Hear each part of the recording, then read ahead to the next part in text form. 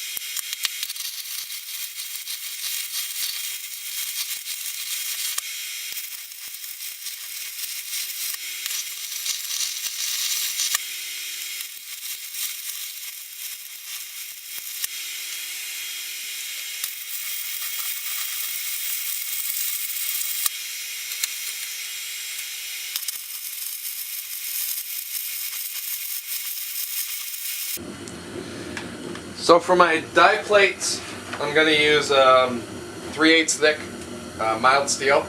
I'm going to make them so they're square, so they're the same length as width. That way, if I have any dies like my fuller dies, I can put them in either way, either going across or, you know, the other way. So, just going to cut this piece and I'll come back with you. Okay, so I got my blank dies cut, or my die base is cut. What I'm going to do is I'm going to take 1/2 inch steel and put 2, I'll say, rails on either side of it, leaving a little bit of gap between the base plate and the rail. And then I'm going to take a piece of flat bar, probably not this one, and just sit it on top, just so it will actually hold the base plates in. So I'll get these pieces cut up and get welding. Okay.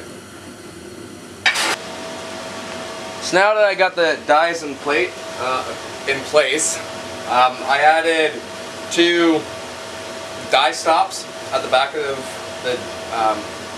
the press, so that way the base plates can sit right up against there. So now I'm going to rotate the thing around and figure out how I'm going to do the front stops. Well, I figured that before I get much further into this, I should actually try it out to make sure where I'm going is actually where I want to be. So I'm going to take a piece of 3/4 inch mild steel, square bar, and use the fullers and see what I can do with it. So it might be a little bit loud. I'll probably tone down the volume a little bit in the editing, because if my air compressor kicks in, it will be really loud.